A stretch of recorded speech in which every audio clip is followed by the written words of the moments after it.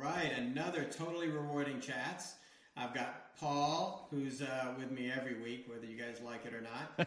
And we are lucky enough this today to have Nicole Long from, well, I'll just tell you where she's from. She's been on the panel with me. I had to wear the lemon shirt. I had to bring it back. We've been on this making lemoncello out of merit lemons several times. So I had to bust out the same shirt because really, where the hell else am I going to wear this shirt?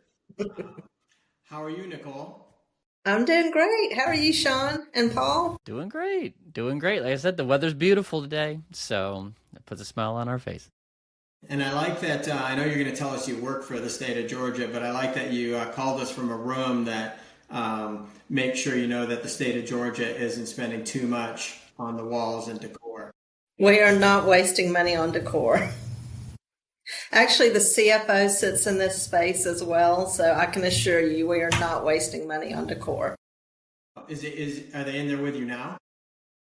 They're up the hall. Up the hall. Yeah.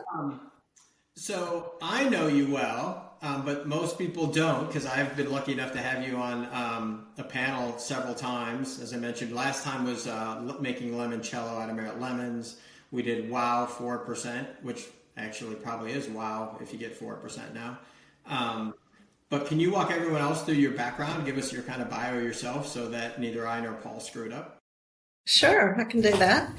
So I'm Nicole Long. I have been in HR quite a few decades. And I've kind of had a zigzaggy career where I've worked in both HR generalist type roles and total rewards roles. I think I'm kind of unique in that I actually started out my very first job out of college, I was doing compensation. So I actually knew in college I wanted to work in HR, which is also kind of unusual. A lot of people just fall into it. But I started out with a psychology degree and I was like, well, if I don't get a PhD, what am I going to do with this psychology degree? And then I was like, oh, I'll get a business major too. I'll double major. And then it just kind of fell into place that HR would be a great way to use both. And when I started looking for my first job out of college, I was kind of struggling finding something in HR. And the state of Georgia hires a lot of entry-level HR people. So I interviewed there and landed in classification and compensation. I've tried to get away from it a few times. I've been in a few more generalist HR roles, but I keep coming back to it. I would say right now I'm serving as the Director of Human Resources for the Georgia Department of Audits and Accounts, but one of the reasons I took this role is there's a heavy compensation component with it as well.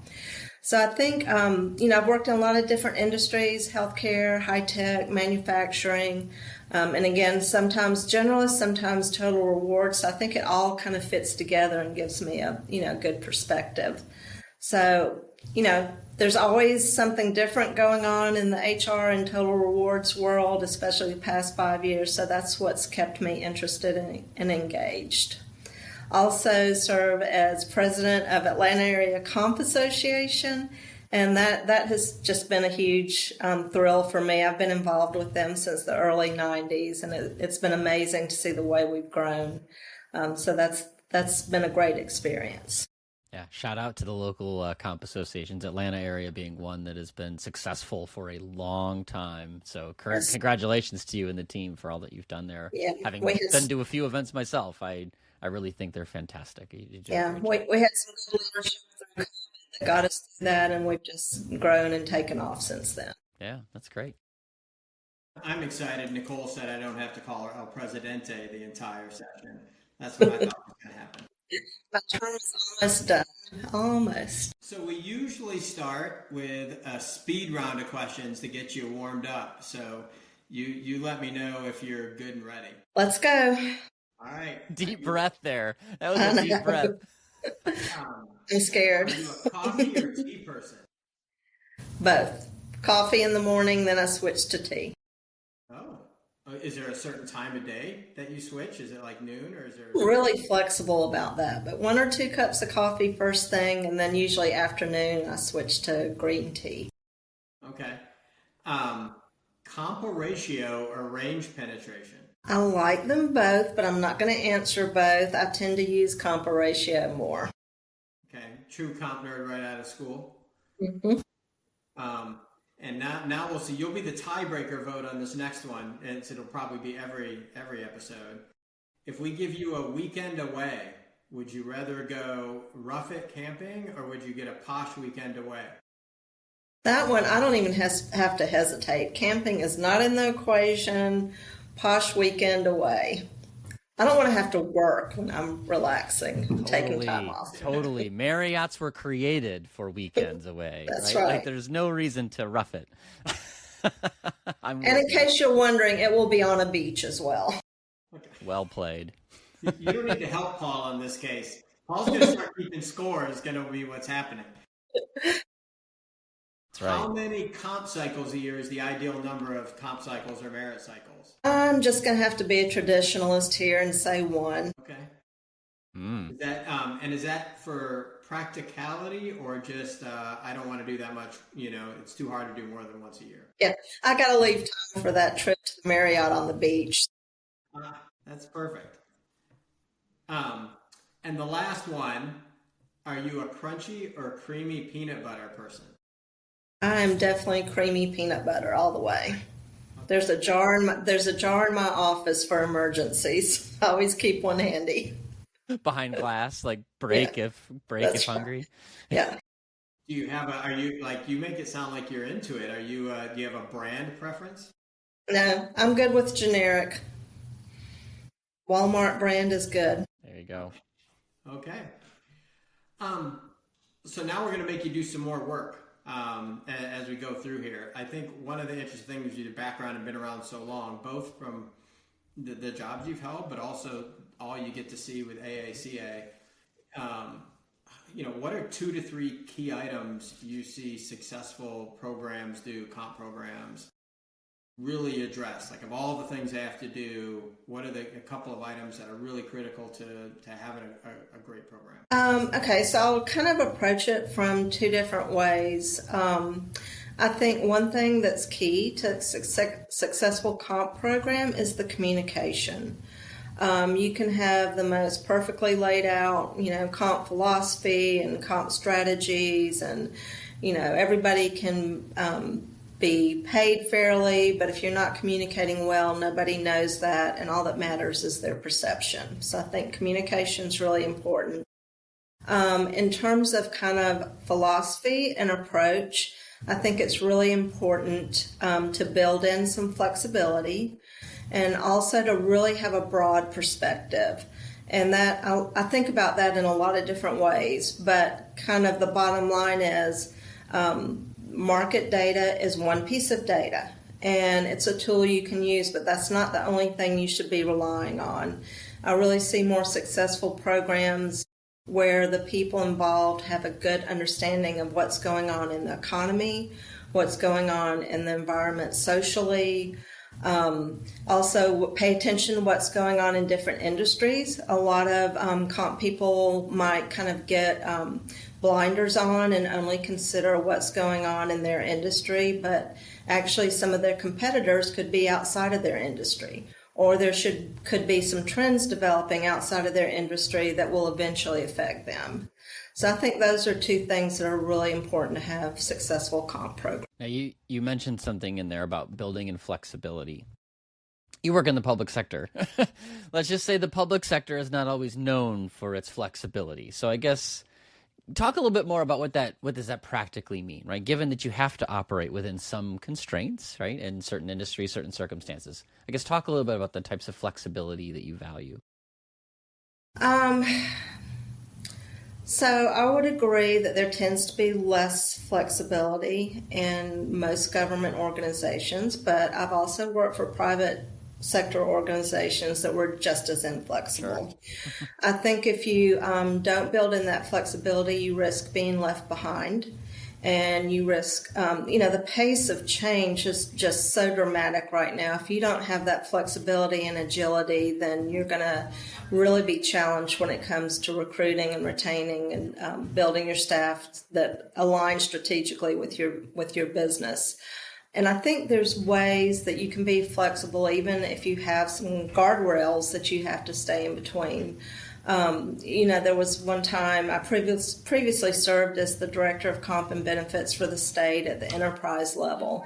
And traditionally we had one, singular pay structure other than like for the physicians and teachers and that type of thing. And we were kind of struggling with law enforcement, as a lot of public sector entities are. And this was actually a few years ago. But we actually broke them out and put them in a different pay structure so we could manage their pay differently. So sometimes even if you have a structure, you still need to be able to think outside the box, and maybe you have a limited budget, but there's different ways you can use that budget and have some flexibility around. Got it. So yeah, that's helpful. I think willingness to change is sort of one, you've got something, it works, but the world's going to leave you in the dust if you're not ready to absorb, whether it's talent shock changes, supply demand factors, a pandemic, different things that crop up here and there where you might just have to change that great idea that you had and go into different directions. That's super helpful. I was just curious what you meant by flexibility in that regard. What if I told you that your boss skydives, Tim in marketing is a magician, and Sam in accounting does sums in his head while standing on his hands? Seeing sides of the people you work with but never see, sides that inform and inspire their work and that can inspire yours, is what The Talent Show is all about. Email me, Tom Alexander, host of The Talent Show, at talentshow@backboneinc.com, and show us what you got. I look forward to seeing you on The Talent Show. I think it's really interesting you mentioned, other industries and getting outside their lanes. The question I usually ask people is where are you getting people from and where are you losing people to, as a good example, because, if you only benchmark yourself against, the state or other jobs like that for some functions are transportable. How are you able to communicate that to management? That we have to benchmark or get outside of our, we can't just benchmark against our ourselves, basically. Right. It can be a challenge depending on who you're communicating with, but I think what you have to do is have the data to support that. So maybe, if you're looking at entry-level government jobs, look at what, people in a warehouse are making, or retail, or, other entry-level jobs. And, if we're starting to get behind those in our entry-level, either technical or kind of white-collar, very entry-level jobs, then that's something you need to be concerned about. So I think that's part of taking that broader perspective and being really aware about where the market's going overall. I'll spin this a little bit. That's the positive side, the two things that everyone does well. When you've seen things kind of be not as well, have there been a couple of things you just see people traditionally do? And of course, the easy answer would be don't think outside the box or don't do the two things you just said. But, are there any other items that you see people either didn't focus on, which would be fair, or they focused on wrongly? To me, one of the first things that comes to mind is, especially if you're looking at making some changes to your program or your structure, whether it's the pay or the job architecture or whatever it might be, is to make sure that you've got the right stakeholders involved. I worked on a very large project where we were implementing a new job and pay structure, and I kind of came in at the tail end of it, and it was, set to go live like within a couple of months of when I took on the role.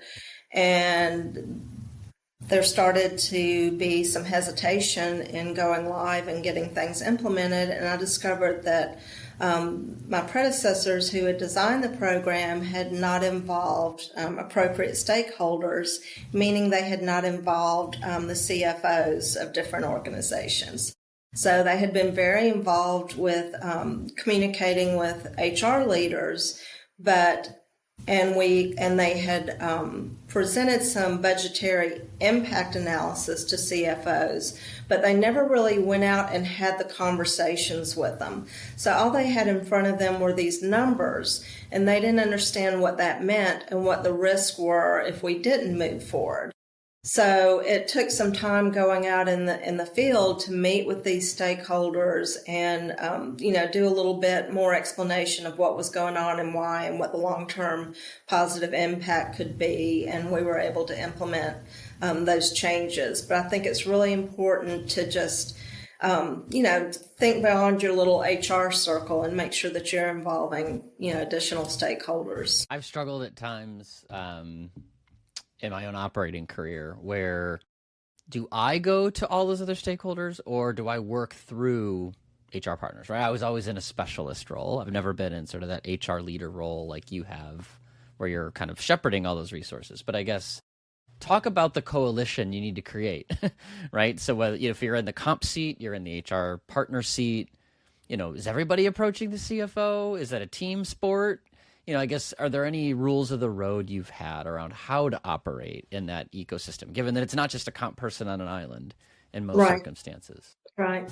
I think it depends on the size of the organization and how they're organized and the culture.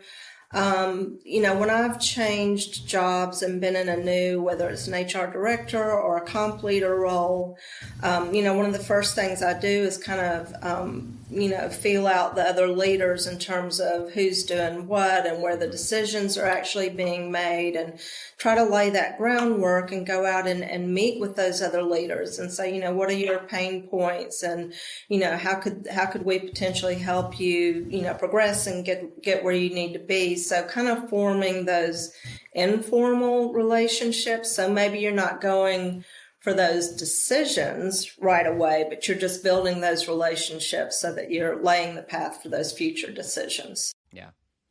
Yeah. The other thing I talk a lot about with my own team is engagement of stakeholders is on a spectrum of maybe you asked them about the problem and you told them the answer. That's sort of one end of the spectrum. The other end is they're involved at every step of the way, right? They are grinding sausage with you. And then, of course, there's multiple stops in between. Do you have a rule of thumb around how often or, certain milestones? And I know it's always a little bit of it depends on the circumstance, but I guess how do you approach, like what should a stakeholder engagement strategy be for a given change or a given, implementation?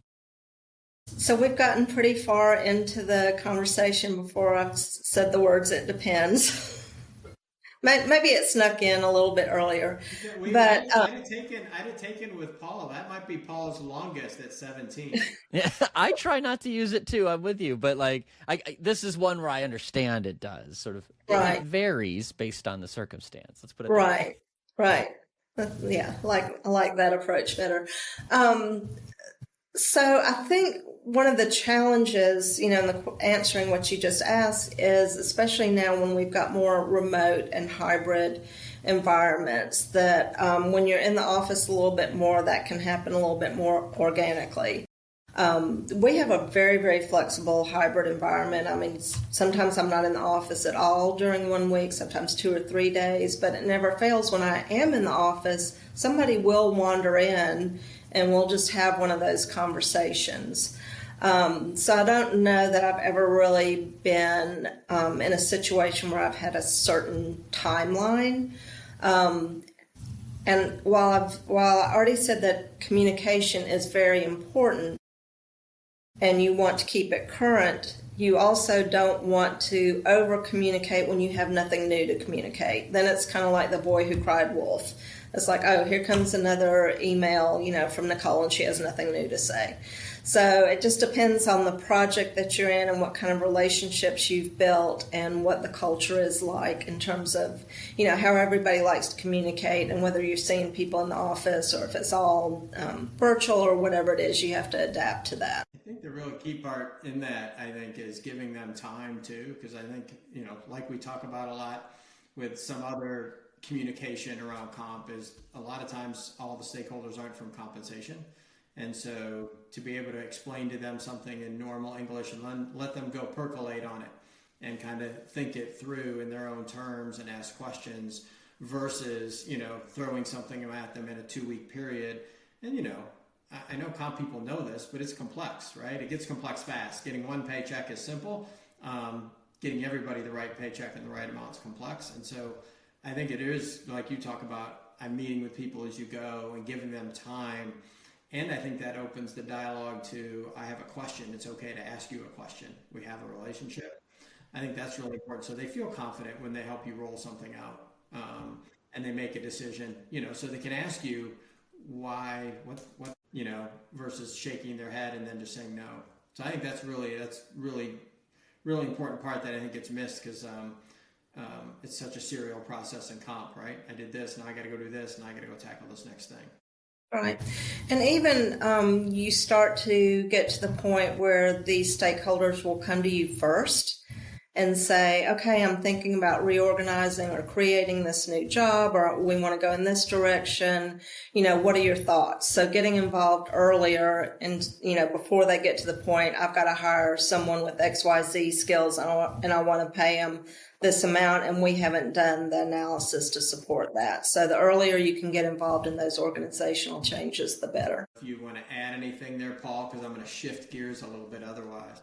No, we can shift. I mean, I've been staring at this lemon shirt of yours the whole time, so I know we need to get to some discussion about lemoncello. Because otherwise I'll have worn this shirt for no good reason. That's right. We know it's coming. The lemon shirt is on. We're going to talk about Merit Lemonade. Yeah. So, I admire to get your money's worth out of that shirt, Sean. Your cost per wear. Yeah, that's why I'm after it. I had to get this. And then, of course, I was hoping Nicole was going to wear something to match, and she went with the apples or something. Left me hanging. Have limited lemon wardrobe, thankfully. There are probably very few people who have, we can take a minute. I don't know if she'll hear this or in our stratosphere, but when we were at World at Work, as we shift to do lemoncellos out of Merit lemons, we were all dressed, everyone on the panel, in all this lemon stuff. But do you remember there was another woman who was at the conference who out-lemoned us for that She day? did. And that's just what she wore that day. Uh-huh. And I'm like, it is awesome. Like, it was a great outfit, but I'm like, none of us, that beat all of us, and we were on the lemon palette. We tried to recruit her, but we were unsuccessful. Yeah. Did she wear a different... We were speaking for her. She wasn't going to jump up there. There's only two theories. One is she has 7 fruits and she rotates among them, right? Or she was so certain that she was going to get value out of that session that she you're going to Comic-Con, you're going to dress up like a comic character. Like, she was going to the limoncello presentation, and I'm going to dress up like a lemon. Like, it's one of the She was other. in that lemon state of mind. That's right. Or maybe limoncello state of mind. I like your optimism, Paul. Yeah. Part of me hopes it's 7 different fruits, and today is a cherry day, and she's going to listen to this and be like, they caught me. They know who I'm talking about. I did ask her if I could highlight her, and she was like, she took a hard pass on that. She wanted nothing to do with being highlighted for her wardrobe. We've done the panel a couple of times as we've gone through, and I think I'm curious from your perspective, Nicole, what has stood out from you from the questions? And I know there's one, if you don't get to, I'm going to get to. As people talk about the merit process, from the questions we've got in the comments, has there been anything that stood out from you from the kind of multiple sessions? I would say, thinking about the sessions overall, just the variety in terms of what different organizations are doing and how they do it. I think the last one we were in, there were some people that had 0 merit, which that's my organization this year. There might have been some others that didn't admit to it. And then there was some, I want to say she had maybe a 5% budget. It was at least 4%, but it was quite a bit higher than what we're hearing, and also what people in the room were saying that they had to deal with. So just, it's the same wide economy, but the economy with that business or that industry can be very different in terms of driving what that percentage merit is going to be. Yeah, I think the other thing out there for me was just the different approaches, right? We always take the peanut butter poll for a reason, from peanut butter to some people just want to get it done. They don't have resources. They're using Excel. They're just, to your point, the variety, especially, at Atlantisherm when we were down there, You really have variety because HR generalists as a whole have just all this other stuff to do too. And so they're just trying to get it done. But even among World at Work, the questions, just the way people process, it's at 30,000 feet, it's an increase. Okay. And by the time you get to ground level, it's all over the place. And so that to me, I agree with you, is so striking when you get out there among them, among people and start polling them on how they address this. It's all over the place. And I don't know, Paul, if you see that too, because you have unique, we kind of have we have a technology vendor practitioner, consultant thing going on here. Are you seeing the same thing? It's like when it gets to it, it has to be nuanced. And I hate to say it because, I'll never live it down, but it truly is an it depends thing. Yeah.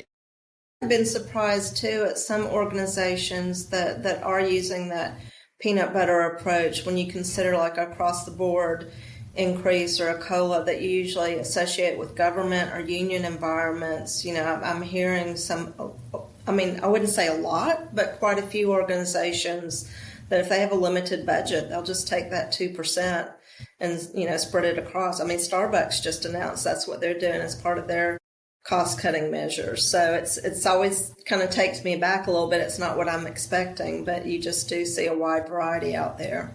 And that maybe they just do that for this year and then they do, go back to a more pay-for-performance type model. So I think you just have to look at the business needs year to year and the best way to manage that budget. Yeah, I think the thing that surprises me the most is I think most of the time we see that mix of practice. It's just preference. Right? Like nobody's really been able to prove one way or the other, like this is better. and it's kind of theoretical. It's really hard to prove anything sort of perfect because you don't have an experiment, laboratory environment to sort of test and measure. But a lot of times it's, well, I think this will work. And I like to do it this way. A lot of the complexity that's been built into the software space for people doing cycle management is because like every merit process is like a thumbprint. It is unique to that leader, that company, that industry, whoever the head of engineering is, because they always have opinions, right? Like there's a certain set of ingredients that just make it different everywhere without a whole lot of like, well, this is the right answer. It's really just, this should work and it feels right. Or, we have to trim it down. This is an easy way to do it. So it's just always interesting to see what causes that mix. I don't think there's anything that predicts like why it works that way. It's just more personality and preference in many circumstances. And even within the same company, they may think they have something that works really well, but then they say, oh, let's tweak this a little bit this year and let's tweak that next year. I don't think I've ever been in a comp role where we've done it the same every single year. Yeah. Yeah, or even within the same company, right? You think you have a method, but then you find out there's that leader who exports everything to Excel and sort of does their own methodology. And, it looks like they play by the rules, but they really built their own rules, right? Like that's pretty normal, unfortunately. I think the other thing I've been surprised at is the small number, few or no people who go back and kind of see if their hypothesis was correct statistically. And so it's like, we're going to do this if we share the money different. Did that work or not? And usually you ask them if I went out and measured for success, to your point, Paul. You can't do it in an experimental way. But like, hey, we're going to give people 0 and they're all going to leave. They rarely go back out and say, oh, actually, none of them left. Now they're just worse performers because they're just going to ride this train until they get kicked off. Like that I've been surprised at more so. And I guess, I know, Paul, you have in some of the Novo stuff, like it's a serial process. And I do think, and I think, in some of the polls I've done, like one option of your goal for the merit process is I'm just glad to have this shit done. That's kind of the mentality they're in because it's kind of miserable and they're not measuring success. And I've been really surprised at that, I guess, because it is one of the few levers they have. Levers, whatever you want to call it. Yeah, that's right. I think we're all just happy to have it be done. And that deep breath or the trip to the Marriott on the beach on the weekend. Like it's just time to be through it and digging through the spreadsheet, right? Because it's always called like the spreadsheet V11, Nicole, 11 p.m., right? That's always the name of the file. Like going through that one more time is not anyone's idea of fun. But that doesn't mean you shouldn't, because how do you know if it worked if you didn't evaluate your outcomes? And, what I always say is that it doesn't have to be that scary. It's like 5 or 6 measures at the end of the day that you can really see. Like, did we differentiate? Of course, if you were on budget or not, because your CFO cares about that. But did you differentiate? Did you make a meaningful impact where you had people well below market? Look back a year later. Did those who had higher raises more likely or less likely to stick around? Like, it's a couple of easy touch points that should be automated. If all the you vendors out there, hint Sean, are listening, like, please build that in. Because that would make it easier for all of us. I think the other one, though, Nicole, you didn't get to, the one I thought for sure you were going to get to, and we can ask Paul this question because we had to field it. What do you do? Remember, we got this in Orlando, anonymously, of course, and then when I asked if they'd raise their hand, they wouldn't. What do you do with all the leftover money at the end of the merit process, Paul? There's leftover money at the end of the merit process?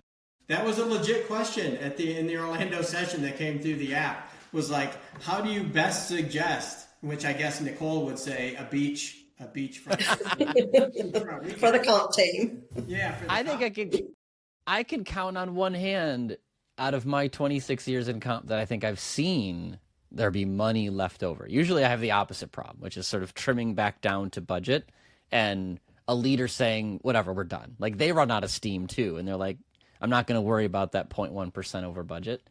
I'm going to give the questioner the benefit of the doubt, which is this, because we talk a lot with bonuses, and I don't know how much you've got this issue in your current environment, Nicole, but the holdback problem, right? Hey, we're going to fund it 100%, but I'm going to give everybody 90 to start, and I'm going to save a bunch at the top to sort of distribute later.